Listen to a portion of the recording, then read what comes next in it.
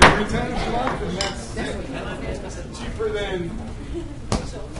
The meeting of the Shreveport City Council is now called to order. Councilman Bradford will give the invocation, and Councilman Fleur will lead us.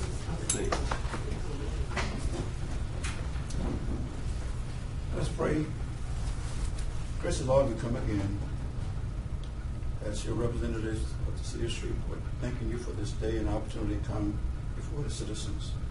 As we come, Lord, we ask the blessings upon this meeting, direct us in all that we do. We ask your blessings upon the mayor, administration, our council members, and all the citizens of this city. We thank you for the privilege of serving. Then when we do here today, we pray, Lord, that it be pleasing in our sight. This is our name that we pray. Amen. Amen. Join with me in the pledge. I pledge allegiance to the flag of the United States of America and to the republic for which it stands, one nation, under God, indivisible, with liberty and justice for all. Madam Clerk, will you call the roll, please? Councilman Bradford. Present. Councilman Evans. Present. Councilman Corbin. Present. Councilman Stewart. Present.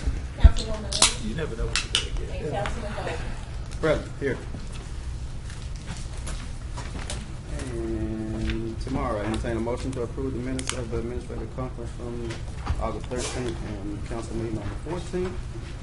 Does any council member have any awards, recognitions, or distinguished guests they'd like to do? Mr. Chairman.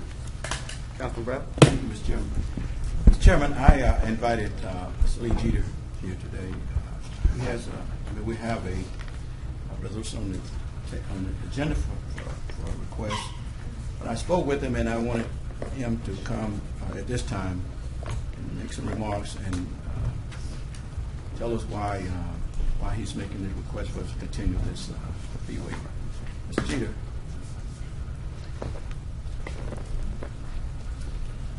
Thank you for coming down.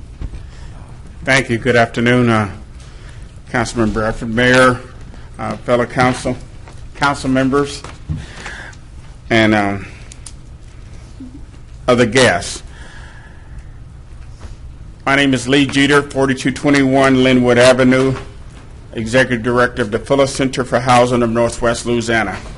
And what we've asked for is we've asked for a resolution to waiver permit fees for us for the next 5 years, up to 100 houses, whichever comes first. And what we're proposing to do is we're really trying to increase the amount of houses that we're building in the city of Shreveport.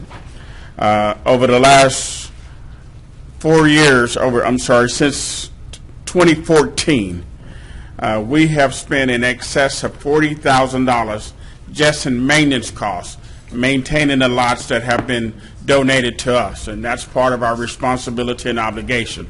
But what we like to do is increase our building from 2 to 3 houses a year to 7 to 10 houses a year.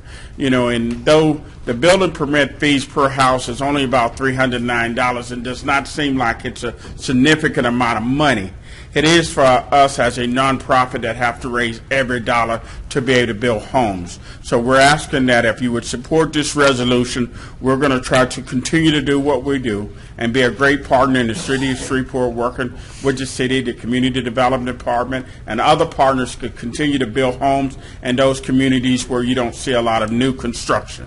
You know, and in order to do that, we have to raise money, but saving money is also part of what we need to do to be able to meet our objective to be able to build more houses for more citizens in the city of Shreveport. And I'll answer any questions that you may have about this particular resolution. We had a previous resolution that was issued in 2009. That resolution expired, and we're coming back to the council at this time to ask for additional resolution to continue the work that we believe that we're doing that's beneficial to the city of Shreveport and all of the citizens that are living at or below the poverty level that we're building homes for. Well, certainly, we congratulate you and appreciate your work. I mean, you would only have to be at the ribbon cutting of one of your homes where first-time home buyers would be able to assume a home to see how excited and how beneficial what we do to assist you in that effort.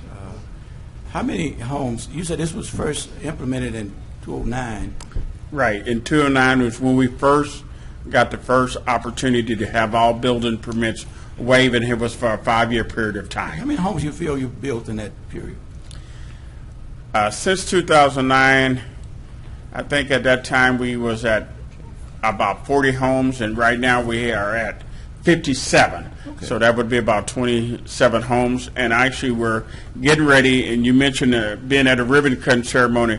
Hopefully, you will be able to come out at the end of September for a ribbon cutting that we should be doing in Stoner Hill for a house that we're almost finished with, and that's for a veteran that in our community that was homeless at one time that actually came to us through the Volunteers of America Transitional Living Program. So everything that we do is in partnership with VOA, with the Providence House, with other nonprofits in the community that share our mission and our passion and trying to build decent and affordable homes. And for the record, I want to let everyone know that when we build a home for our homeowner, none of our homeowners are paying more than $500 a month in mortgage payments. You know, $400 is going to the principal of their home, $100 held in escrow for taxes. This is not a handout. It is a hand up. It's a partnership between us and the homeowners, and that's property that we're putting back on the tax rolls of our great city.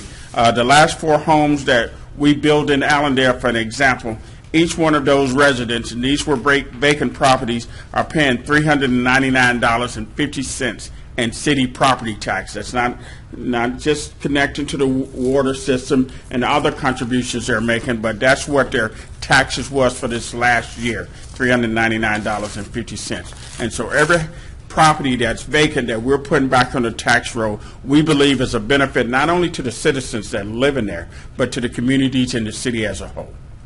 Very good. You projecting to build houses all through the city, any particular neighborhood that you? We're currently building in Allendale. We're just not building in Allendale in the direction of a proposed project that may come through that community. So we're working in Stoner Hill, we're working in Cedar Grove, and we're still trying to acquire other properties throughout the community. What we will not do and have not done is go into a community and build one single house. That does not have the effect that we needed to have to bring up the property values in those communities, nor reduce crime. And using Allendale as a community, since we've been in Allendale, just a section of the community that we're building in, because now we have homeowners invested in that community, we've seen a decrease in crime rate. We know there's always going to be some crime in the community, but the communities that have new homes, there's been a significant decrease in crime rates in those communities. And we hope to continue to have that trend and change those communities one house, one family at a time. And I mean, my final statement is simply that I know I have at least 50 to 60 homes, close to the homes in my district. And, that is correct. And I really admire the way they are kept up. You know, they're not being neglected in any way, the property, the homes. So I appreciate that. So it's a great investment, and I think it's something worthy of our consideration. Thank you for coming out, Mr. Chief. Yes, sir. Thank you, Councilman Bradford. Councilman Fleury. I had a couple of questions. Yes, sir. And so this property you already own? I mean, you. Yes, this is property that we already own. We've got approximately 30 lots that we own right now in the city. We're in the process of acquiring some additional lots. So, but we're going to build on those lots that we own. And where we've been building 2 to 3 houses a year in the past, that's really not productive for the individuals that are waiting on our waiting list. We want to be able to move that up where we're able to build 7 to 10 houses a year. And yes, sir. Any of these houses be built in the proposed I-49 corridor? Currently, we're not building any houses in the proposed I-49 corridor. Thank you.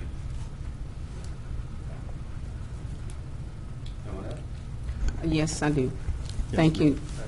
Thank you, Mr. Jeter. I too want to commend you. I've done a tour of some of the houses over in Allendale when I first came into office, and you're to be commended. And I know that you have in your budget funding where you actually help do the upkeep for those homes. Is that correct? Did I hear you say that? we don't necessarily do the upkeep of the homes. Once we sell the homes for the homeowners are responsible for the maintenance. We, just like any other builder, we have that 1-year standard builder Yes. warranty. But the advantage that I have over most traditional builders is we carry the mortgage. Okay. We don't deal with banks. So therefore, if a homeowner loses a job or have a medical issue where they get into a financial crisis, then we can work with that individual homeowner to maintain that home. So part of that relationship with that homeowner is we have a certain expectation. We expect them to mow their grass. We expect them to not park their cars in the middle of the yard and use it for a car dealership. Okay. We expect them to continue to wash down their property and be an asset to the community. Because if they're not a good partner, then we've selected the wrong homeowner. We've been blessed, knock on wood, and praise the Lord, that all of our homeowners are 100% invested in the communities where they're currently living. And we expect from that. We go through a very, very strenuous screening process with every homeowner because I have a 20-year relationship with them. Until their mortgage is paid off, I'm going to have to deal with them if they're not paying the mortgage or they're not being a good, quote-unquote, citizen in the community. Thank you, sir. And my last question, Mr. Chairman, would be, does your organization look at rehabilitating houses that have become blighted? We have a lot of properties in Shreveport that are eyesores, and we're trying to find ways to get people to go in and, invest in those depressed areas and either renovate, tear down all your homes new. We are currently right now building all new construction. But Okay. prior to that, Mayor, we did 94 what we call rehab projects, Okay. where we would go into communities and we would invest anywhere from $5,000 to $7,000 in the rehab of a property. And just like our new home construction, that was never meant to be a handout, but a handout. And what we would ask the homeowners to do in that situation is to pay it forward. If we come in there and we replace your plumbing cabinets, our new roof from your house, for you to contribute back to our organization so we could continue that mission and that support. We wouldn't tell them how much. We just asked them to contribute anything to pay it forward. And looking at that return, because we started it with grant money, we only had a 10% return on that investment, where we had a goal of 80%. So we had to, unfortunately, discontinue that program because a lot of our citizens wanted a handout and not a handout. We want to be able to teach them how to fish, Yes. not to give them a fish. Okay, thank you so much. Yes, ma'am. Thank you, Mr. Chairman. Did you already have one? My one question, so really it's only $309? We don't build homes over $75,000. So when I looked at the permits for the last 4 homes that we pulled permits on, they average about $309 and $309 per permit is what it's costing us to pull a permit. Absolutely. And the 75,000 threshold is a threshold that we use in order to keep the mortgage affordable for those homeowners. Our entire goal is to make sure that their mortgage is no more than 1/3 of their totally disposable income for the household. Good.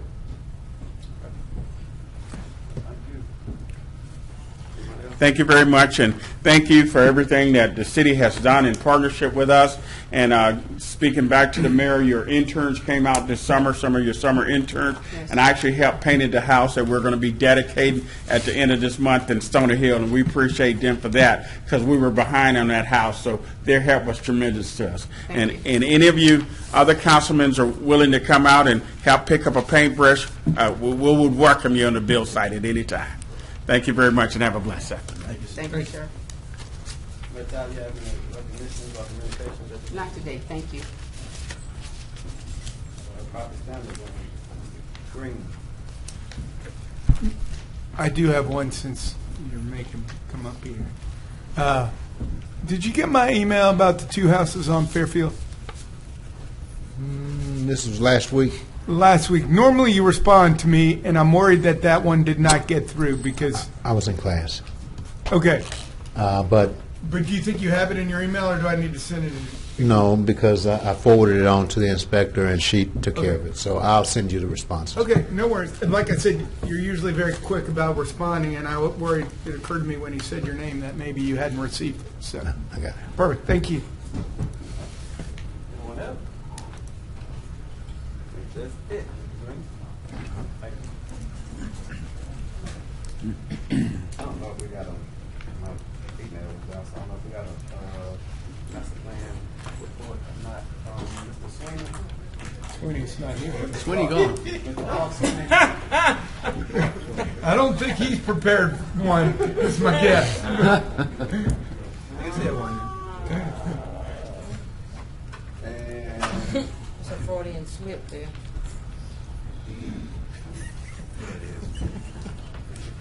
good. And a financial report from Mr. Crawford. What are you looking for? There was earlier in the month. So not Yeah, at this next meeting we'll have the August taxes for you. We didn't get the budget to actual email last week. Did not. We did. Well, my email went down, that's right. And tomorrow we're required to hold a public hearing on ordinance 59. Mr. Crawford? No. Is that true?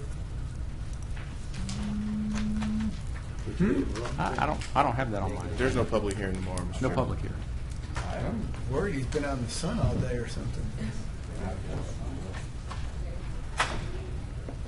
Will there be any legislation to be added tomorrow, Mr. Crawford? Not that I'm aware of, Mr. Chairman. I see where he Yeah. We have no one to speak with me, what I saw. Okay. We have no executive appointments. And there are no items on the consent agenda for introduction. Mr. Crawford, can we continue with the regular agenda? We can, Mr. Chairman. Under regular agenda legislation, these are resolutions on second reading and final passage, or which require only one reading. Resolution 102 authorizes the mayor to make application to the U.S. Department of Justice for the 2018 Edward Byrne Memorial Justice Assistance Grants. This provides $123,039 for the Shreveport Police Department and Caddo Sheriff's Office to purchase equipment, with SPD getting 52% of that. Resolution 103 acknowledging that the City Council has reviewed the 2018 Internal Municipal Water Pollution Prevention Report concerning the North Regional and Lucas wastewater plants. Resolution 104 authorizes the mayor to accept grant funding of approximately $24,214,284 and to execute the FY 2017 Choice Neighborhoods Implementation Grant Agreement between the United States Department of Housing and Urban Development, HUD, and City of Shreveport, Louisiana, lead guarantee, and the Housing Authority of the City of Shreveport co-guarantee. Resolution 105 to recognize David Wayne Toms for winning the 2018 U.S. Senior Open Golf Championship for his remarkable PGA career and his philanthropic endeavors. 106 is to recognize Simi Buffin, KSLA's News 12's chief photographer, who was inducted into the National Academy of Television's Arts Sciences prestigious Gold and Silver Circle. Resolution 107 to thank Mike Spence for 40 years of service as an employee in the office of the Clerk of Court and as the Clerk of Court of Caddo Parish for providing 40 years of exceptional service to the citizens of Shreveport. And Resolution 108 is to waive the automatic 180-day delay in issuing of a demolition permit and to suspend the provisions in Chapter 36 applicable to the requirements to obtain a certification or certificate of appropriateness for the Shreveport Historic Preservation Commissions for the demolition of the city-owned building located at 820 Cotton Street, Shreveport, Louisiana, the former American College of Business building. Okay. Vice Chair Jenkins. Well, I'm first. Okay. So I did get a text from David saying he's not going to be able to come tomorrow. So I'm going to either ask if we postpone on this if he can come the next week, but at some point we're going to either pass it. But David Toms. but I do think it'd be nice if he could be here when we present it, certainly for a lot of the stuff that he does for our city. So, so that's probably my proposal for tomorrow. Oh, was just going to mention on Resolution 108, this is a building that is not considered a contributing element to the historic district there. So I just want to clarify, that this is not a historic building. It just is in a historic district. So we need to pass one of these in order to move forward with the demolition on it.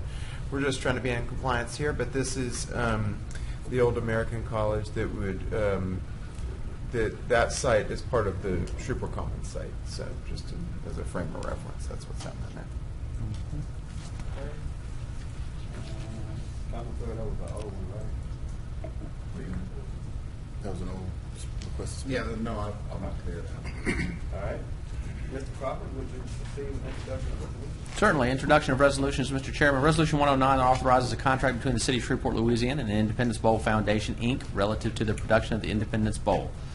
Resolution 110 authorizing and providing for granting a waiver to the Fuller Center for Housing of Northwest Louisiana, Inc., for all city permit and inspection fees associated with the construction of up to 100 new homes in the City of Shreveport, Louisiana during the time period beginning with the effective date of the resolution and ending on December 31st, 2022. No discussion. Mr. Crawford, would you proceed with the introduction of ordinance? I will. Introduction of ordinances. Ordinance 73 amends the City of Shreveport, Louisiana's 2018 general fund budget. This amendment is required for police and fire to move $147,300 from their personal services accounts, $89,000 respectively from PD, and $58,300 from SFD. Caddo 911 is going from an analog system to a digital system, and the new recording system that is going to be required so that all 911 emergency and non-emergency calls will be recorded will require this upgrade in equipment. So it's a critical issue, and that's why they're moving these funds. No other discussion, and Mr. Crawford, would you proceed with ordinances on second reading? Certainly. Ordinances on second reading and final passage. Ordinance 66 amends the 2018 Community Development Special Revenue Fund. This is actually just showing $920,500 in grant funds that have come in. Ordinance 67 is to revise certain provisions of Chapter 78 in the City of Shreveport, Louisiana Code of Ordinances relative to facility permits for the use of city public right-of-way. This is for the fees for small wireless facilities that was adopted by this body earlier this year. The industry has already signed up on this. Let's see, I think that's all there. Ordinance 68 is a zoning case, C-39-18, an ordinance to amend the official zoning map of the City of Shreveport Unified Development Code by rezoning property located on the north side of Arrow Drive, approximately 330 feet west of Fullerton Street, Shreveport, Caddo Parish, Louisiana, from I-2 Heavy Industrial District to C-4 Heavy Commercial District. Ordinance 69 is also a zoning case, C-40-18. This ordinance amends the official zoning map of the City of Shreveport Unified Development Code by rezoning property located on the southwest corner of West 70th Street and Canal Boulevard, Shreveport, Caddo Parish, Louisiana, from C2 Corridor Commercial District to C3 General Commercial District.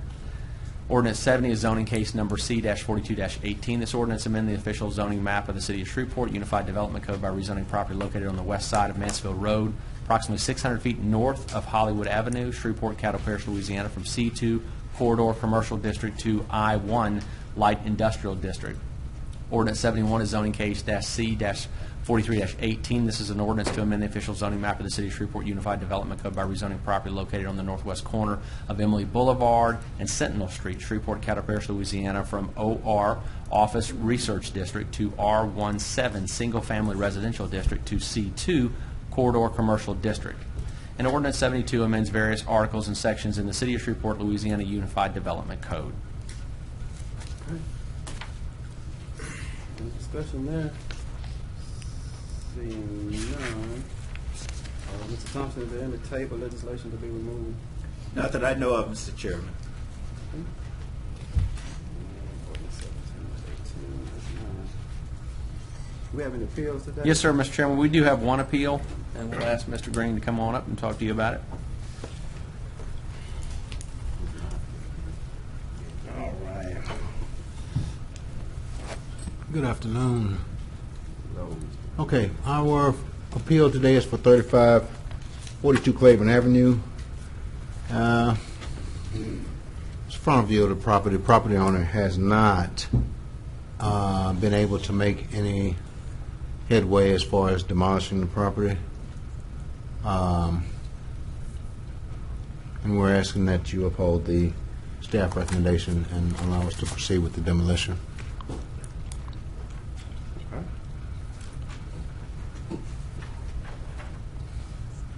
And you did talk to Yes.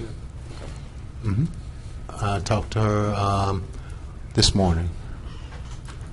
I make a motion to. Second?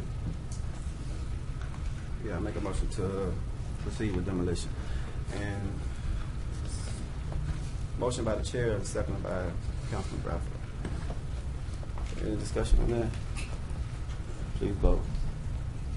Yeah.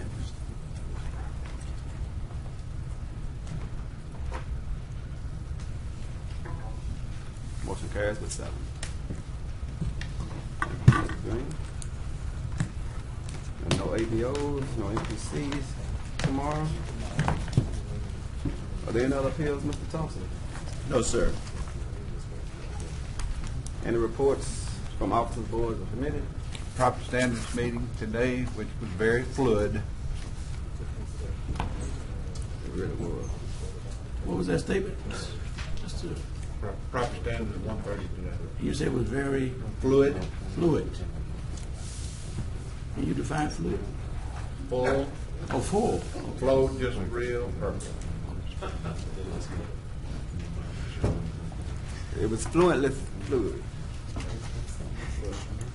Mr. Thompson, is there a clerk report? The only thing we have, Mr. Chairman, is we received a letter from the city attorney concerning an election at the police department. Sergeant Michael Carter and Sergeant Seaburn, Dean Willis were elected to the Civil Service Board. I don't know whether or not the mayor is going to appoint them. Yes. We'll get an appointment letter from the mayor, and probably can put these on at the next meeting.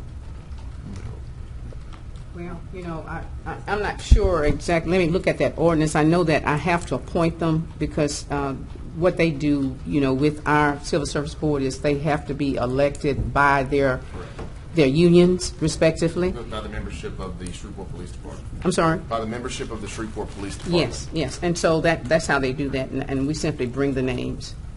Okay. So I have just a question on that, though. Since they elect them, can we vote against it? Does that option exist for It's us? ministerial. The charter requires that all appointments to boards and commissions include an appointment letter from the mayor and ultimate determination by the council. But this is ministerial. The revised statute provide that the police department, 2 members of the Civil Service Board should be elected by the police department, 2 by the fire department. And so that election has occurred. Essentially, I sent a letter to the clerk of council relaying that was certified, and those are the results, and it needs to be brought to council for approval. So I have to vote yes regardless? Correct. Yes. It's ministerial. And I have to appoint. Or have you arrested if you don't? And I have to appoint. I don't have a choice. So, as a follow-up, so you're saying that a no vote will not constitute a new election? No, sir. It will not. A no vote would potentially leave the city available for certain legal remedies. Because again, the election was held and certified, and it represents a compliance with, I think it's revised statute 33-246, 2476, which is the method by which the board is appointed. Thank you, Mr. Y'all Glover. trying to get rid of them now? Who says we're trying to get rid of them? We're just trying to get the understanding Okay, of Sweetie is the gone. I mean, y'all are of moving on the to way somebody the charter reads. We want to be in compliance and understanding. If we are given a task, it appears that it should not be a mute vote. It should be meaningful, I thought. I think the line is their questions are ministerial only. No, I'm joking. Theoretical only, for education purposes only. Yeah, that's it. There's some other issues. It's the perpetuating of the roles that, to me, is also, we don't have any authority on anyway. So that's another part of the whole deal that, to me, is a challenge. I mean, Yes. in the sense of You can abstain. what's our recourse, essentially. So, anyway, but you've answered my question. Appreciate it.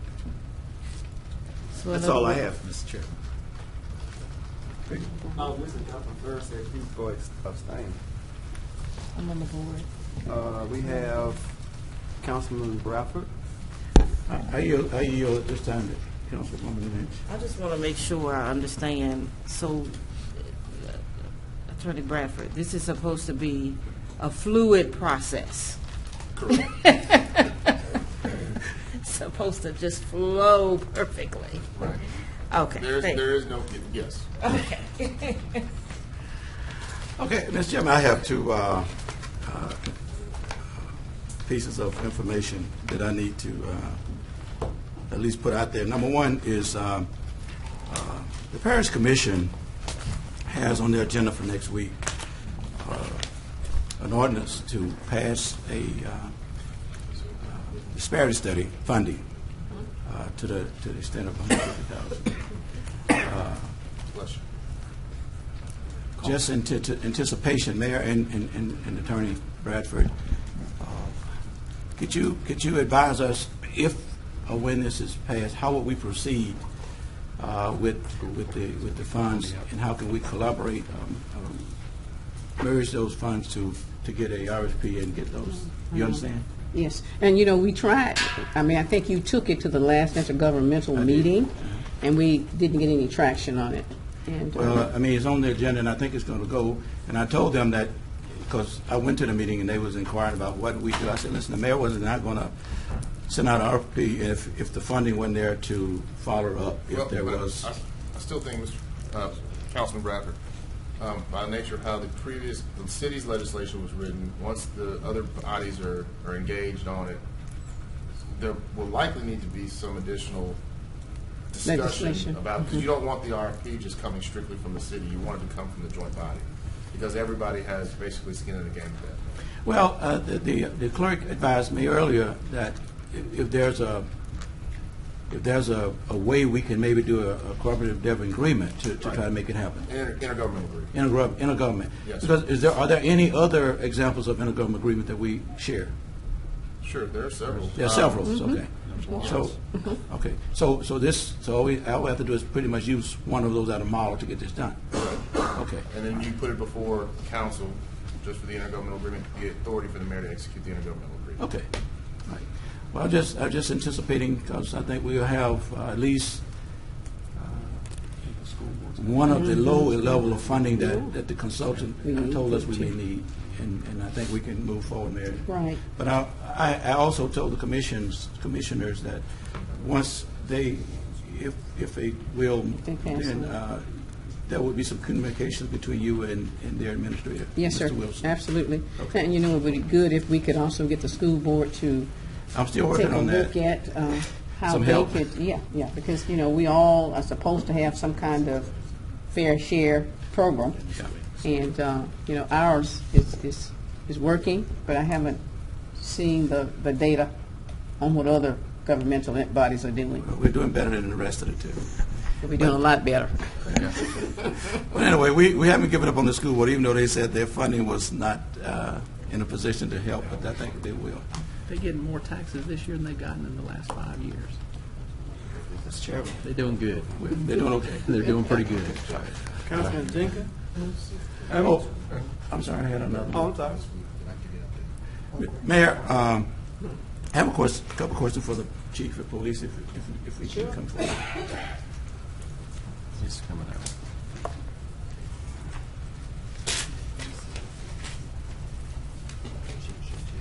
Just a couple of questions, Chief. How you doing? Fine, sir. How are you? Okay, Chief.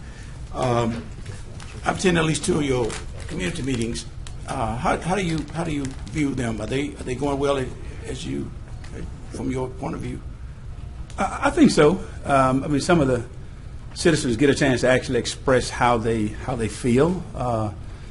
The consistency from the first meeting to the last one is that there are some there that express a fear because of crime, but usually in that same meeting, someone else stands up and say that they're not afraid, and they live in the same neighborhood. So we are right back to fielding questions and telling them what we're doing, talking about Operation Stop. If the need calls, we talk about the the general amount of arrests that we've made. If there are concerns relative to issues that are not law enforcement related, we let them know that we can get them in touch with property standards. We actually tell them about the initiatives that we have with our CLOs, code enforcement, and property standards to deal with some stuff. And some of the questions, especially relative to the last meeting, some of the things that were brought up were not on the front side law enforcement issues, even though the police were receiving the calls and trying to get them directed to the right entity to help them. is sometimes difficult. And then expressing to them to call the police. If it's something that is a concern to you, we don't know where people are speeding all the time if someone doesn't call, especially inside the neighborhoods. There were some concerns about some issues that are probably not law enforcement, but traffic engineering. And so just trying to answer those questions, and then after the meeting is over, there has been interaction between the citizens and law enforcement there. So I believe that as a start, they do have a positive side to it, and it's just a matter of keeping that communication going. And you're right, the one that was last Thursday was very vocal. I mean, a lot of interaction.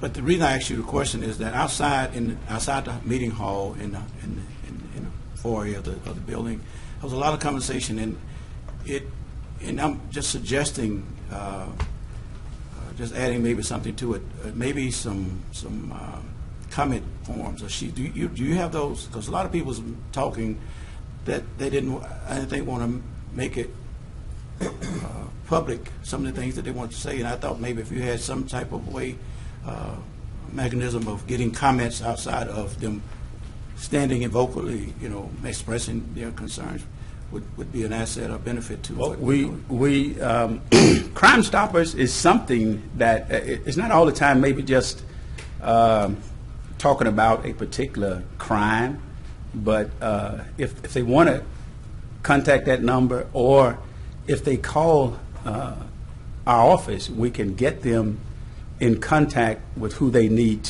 would need to talk to express their concern, or if it's a complaint, or if it's an issue relative to something that concerns them, we can get them in touch with the proper person. Mr. Bradford, Councilman Bradford, would you yield just a minute? I think you missed it. Chief, what they were talking about, comment cards or something where they didn't have to stand up in the public. That's what they just want to be able to put their comment or question on a piece of paper. They didn't want to have to stand up. Okay, well, that's what they were talking about. Well, we can try to see. Okay. We can try to see how we can address that and have something for them. Thank you, Councilman Bradford. Thank you, and that was where I was going with that. Okay. Because again, everybody can't articulate what they want to say in a public, so they wanted to do it differently. And my last question, Chief, and it's very sensitive in a way, and I mean, we had a couple of incidences, one especially last week over at Stony Hill Buena Vista Apartments. Man had gotten shot, and some people was Facebooking live that whole incident. But I got a couple of emails with a shot of a police officer carrying a shotgun within that environment. What would constitute a police officer carrying a shotgun when all those citizen residents was gathering and congregating around that incident? Was that something that triggered him to have a shotgun out in public? I mean, to give you a specific answer to that standing here, I can't do it, but sometimes when on large crowds, or if there's a certain type of disturbance, the shotgun is a tool that officers have. Many times not knowing what may be the outbreak of something, if that officer feels that he or she needs that, they can utilize it. Now, to go into any more specific detail, I cannot tell you what was in that officer's mind. All I can tell you is if they have a department-issued shotgun, they are certified to carry it. What I'm asking, Chief, is give me a policy reference of why would. I can get that to you. That's what I'm trying to say to you. Well, I'm saying that if, again, it ran at least 40 minutes of live Facebook Live.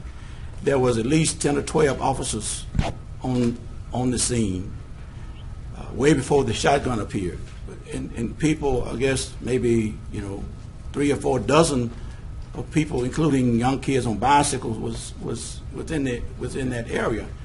And somewhere, I mean, within 30 minutes of all this commotion going on, there was an officer carrying a shotgun around, just walking around with a shotgun inside the tape. But I'm still saying it just did not look good. I was trying to find out what did something trigger him bringing his shotgun out in there like that. Councilman, I'm so sorry, but would you yield for me? I will. Something he's not going to tell you, but I'm going to tell you. They were being fired on. The officers officers were were being fired actually on? being shot at. He can't tell you that, I can. And that's why reason the gun came out. There was 8 officers over there, and they were being shot at. And so we don't know that. That wasn't in the news media, but I know for a fact that was what was happening. So they had to come out with some better firearm to protect themselves, and that's what happened. I'm not going to respond. I just need to speak with you afterwards.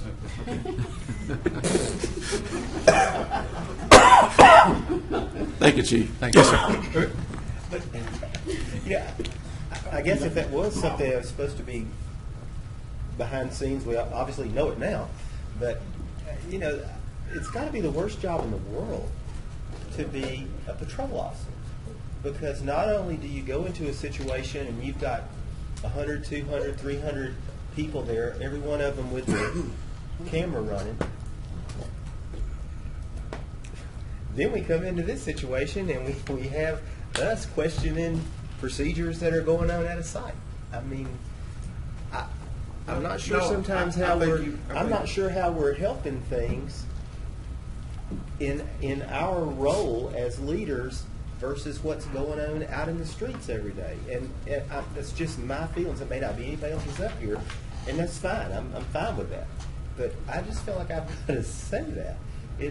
We can't look at a situation or what we see on Facebook Live or what the news reports or what somebody tells us. I mean, I was at the crime meeting at A.B. Palmer Park, and that was one of the things that it was hard to communicate back to the residents who were there, is the fact that a situation happens and there's a large group of people there.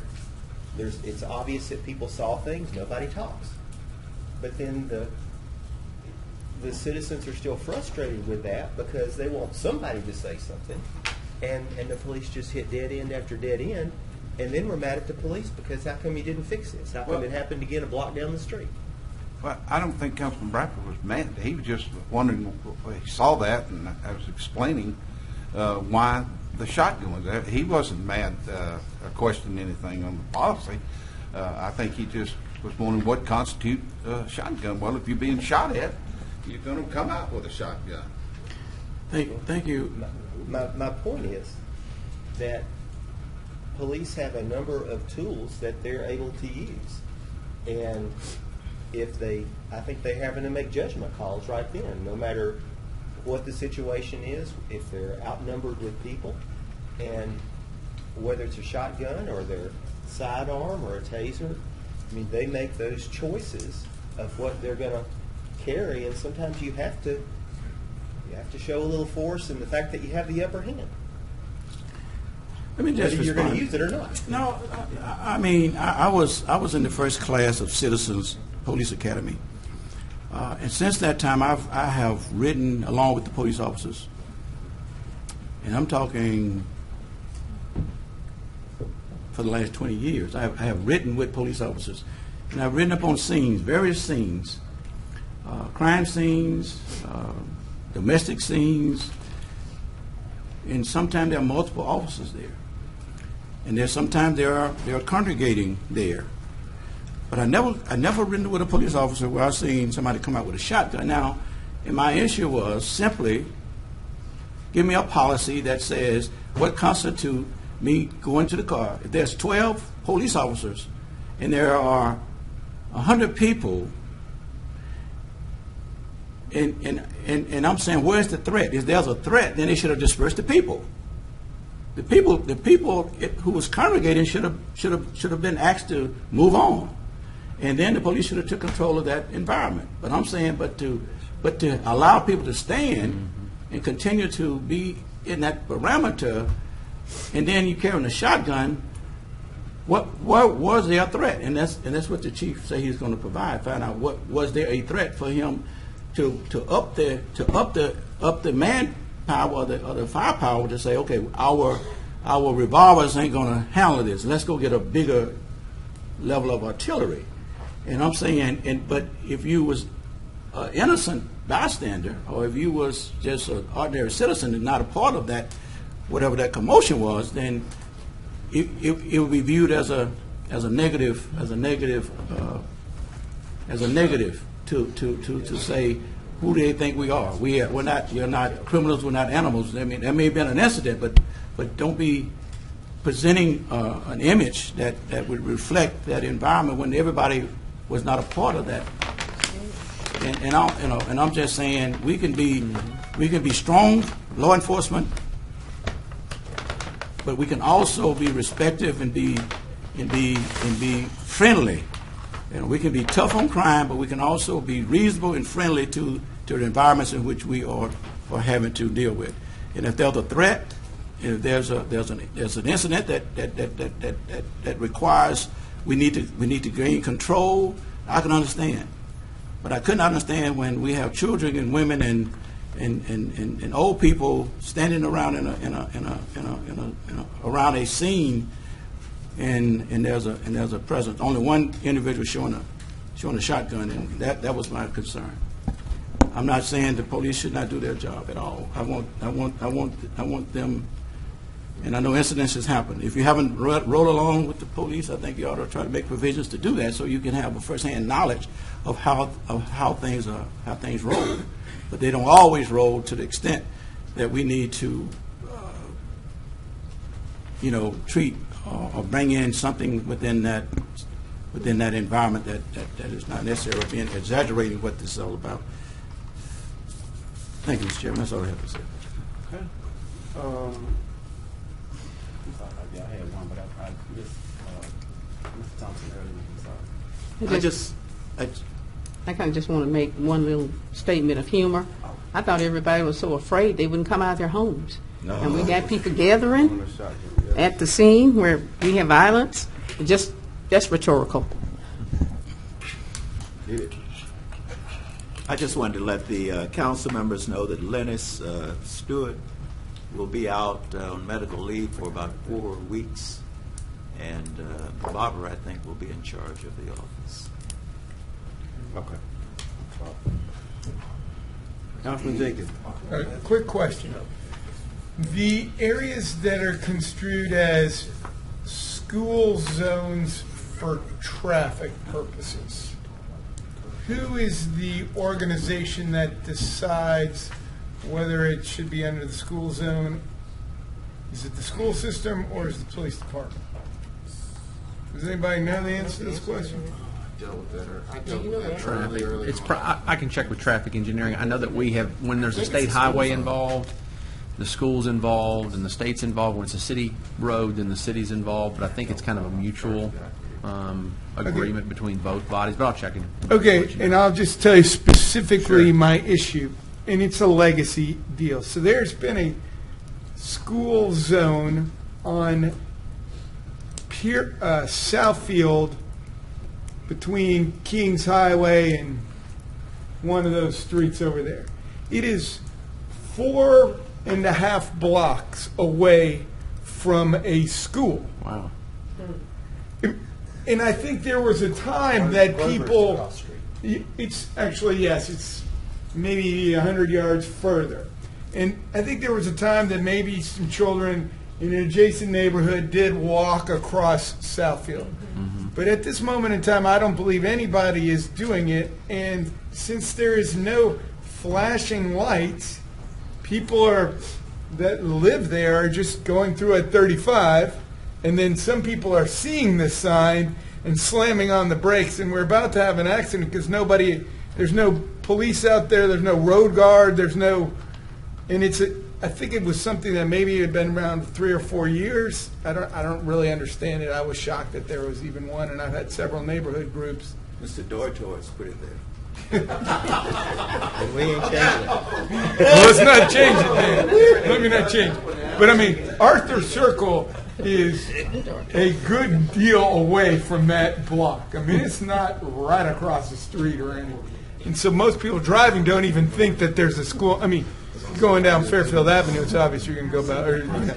So, anyway, my point, if somebody could look in and... We'll have traffic engineering check on that for you, Councilman, have you an answer tomorrow. I'm looking at 91, 99 maximum limits in school zones, notwithstanding any provision of the article, it shall be unlawful for any person to operate any motor vehicle at a greater rate of speed than 15 to 25 miles per hour, as indicated by signs, through any zone designated and properly marked as a school zone by the traffic engineer. So that leads me to believe that the traffic That engineer... the city is the government. Designates... So then my request is ask traffic engineer if it's a necessity anymore. Certainly. But I want to, if I'm we doing got to ask evaluation on the school board, then I'll go that route. Thank you. But it is a long way from Walker Circle. They're not walking to Captain Tree from there. I mean, it's a long way away from, and people just don't think about a school when they're going down that street. What street is it again? Southfield. Oh, got it. Councilwoman Lynch? Yes, I want to say that, one, I respect Councilman Bradford bringing the concerns of his constituents in terms of that particular incident that occurred. And I'm not real clear in this age of what the president calls fake news media, that if there were police officers being shot at, that wouldn't have made the news. I mean, they have enough fake news. I'm sure if something was really happening, that it would have gotten reported. But I'm not real clear on what the chief is supposed to be bringing back. I know what you said, but I didn't hear him say that. So I want to be clear on what request you're making, and if he can provide that. So you're saying you want to know the policy. I mean, in terms of, he said these are tools that they have, okay? And so at any given point in time, that officer can make a decision as to whether he needs to utilize whatever tools are available to him, irrespective of what any other officer is doing. I don't know. It's an individual. That's what it sounded like to me. But you're thinking that it's a policy in place that says if this is happening, then you do this. If this is happening, then you do this. I didn't hear him say that. I would think that would be... Can we get Chief? Can we get him to clarify, because I don't think it really works like that. But I'm not a trained police officer, you know. And I want to share this one thing, Council Lady Lynch. And I know Chief's going to speak to it, but in the general orders, there are certain sections of the general orders that speak specifically to police strategy, Okay. and those are withheld from the public record. Okay. So that's something to consider too, because they are a function of how the police department operates. But I can get with Chief after this and find if there is a responsive general order that would answer Councilman Bradford's question. Okay, that makes sense. Okay. Okay. Chief. He's going to lawyerize you. You've already been deputized. He's going to lawyerize you so that your response will be fluid. Well, okay. So we're good, Chief. Okay, well, I would like to say this because I was somewhat cut off because you would have to go back if there's video footage, if there's anything to view what took place, to take in the totality of what went on. But again, to fall back on what you said, each officer that's on a scene, I can't determine what somebody else feels. I can't determine what somebody else views as a threat. So to give a more sensible answer, if that's possible, I would have needed to see the entire event as much as was visible. That's what I was trying to say. And I mean, I've been on, I guess I'm guilty. You know, sometimes maybe I better not admit to that in public, but but I have been on a few scenes, and and I don't know because I'm not sure what his concern is, but I have been on a few scenes where some of the actions taken actually agitate the community. Okay? It heightens people's anxieties and it gets them all worked up. And it kind of feeds into, the whole distrust and the relationship, police-community relationships. And so while I don't think it's a question of whether the police are doing their job or not, or doing the job correctly, or, with this in mind, they're very focused on what they're supposed to be doing when they're on a scene. And a lot of times the general public may not understand exactly why officers are doing certain things. For instance, just for an example, there was an incident, this has been over a decade ago, there was some incident going on my street, and I'm standing in my yard, but they're yelling, "Go back inside," and I'm like, "Well, I'm in my yard. Do I have to go inside if I'm standing in my yard? Really?" But from a police standpoint, they wanted, as he was saying, they want the crowd dispersed. They, for whatever reason. But they don't have time to sit there and explain that, to 50, 60, 70 people that are standing there why they're saying go back in the house or, go home and that type thing. But so I don't know if there's a way to be sensitive to that, but it's a part when there's not something going on, what you all are doing now in terms of educating the public in terms of why we do what we do, what the larger picture is, and I think people can understand that. But in the heat of the moment, so to speak, and now in this age of social media, Timmy Lane's there, and it's going to 5,000 or 6,000 people, and people are worked up, or people are following police cars, and that type thing.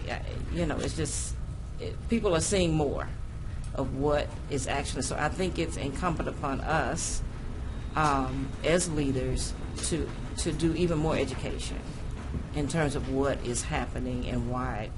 Everybody's not going to go through the Citizens Police Academy or Auxiliary Police Officer program as I did. They're not going to have that background. Okay, so it's my 2 cents on that. But thank you, Councilman. Was that nighttime or daytime you was in your yard? It was at night. Well, no, it was at nighttime. It was at night. I got one. Yeah, it was I at just night. want to ask. It's a incident. very generic question, and it could be included in the response.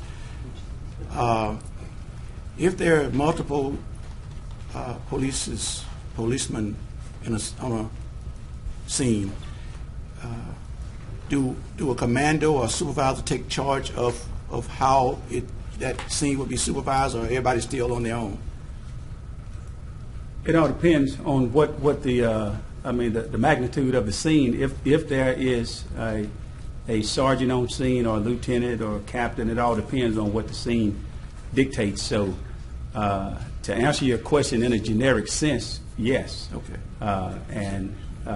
But it's not guaranteed that individual would be in the presence of everybody that's on that scene. But I'm saying if something within a incident shifts, there's communications, and somebody will make a call on we need to extend our whatever to another level. Somebody's going to make that call, right? Everybody just ain't going to respond on their own. No, if the situation dictates, Okay. But the main priority is safety, and once we can assess what is going on, then you try to make the best real-time decisions that you're faced with to create safety, not only from an officer standpoint, but from a public standpoint as well, to try to minimize as much engagement, especially with someone that may not be the violator.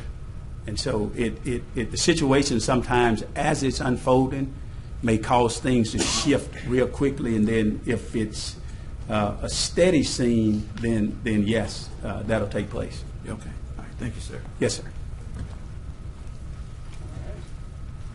One last thing, Mr. Chairman, if I'm on the board, if I'm allowed to ask this question. Never took you down, Mr. South. Well, thank you, sir. You're a nice chairman. I appreciate you. In a couple more months, you're going to be as nice as Jefferson. That was a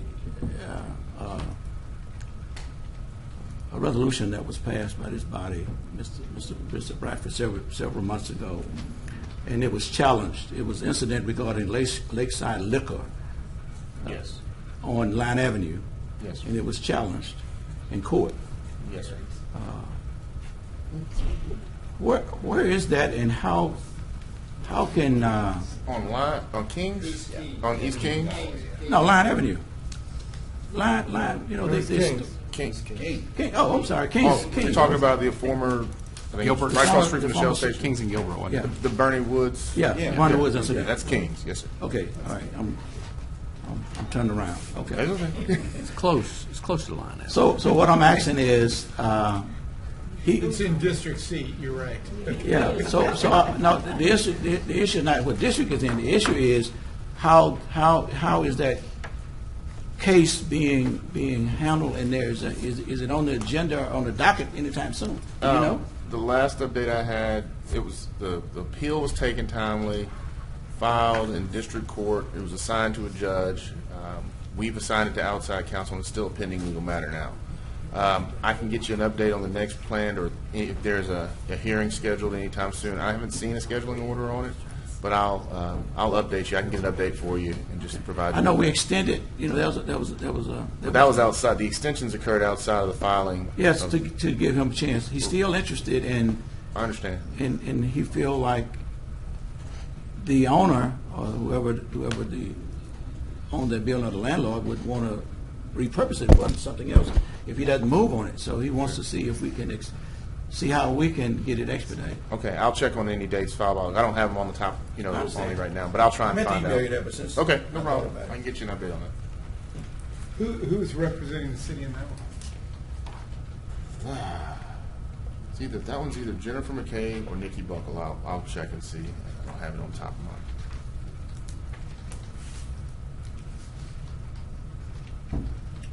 All right. And if there is nothing else today, then this meeting is adjourned.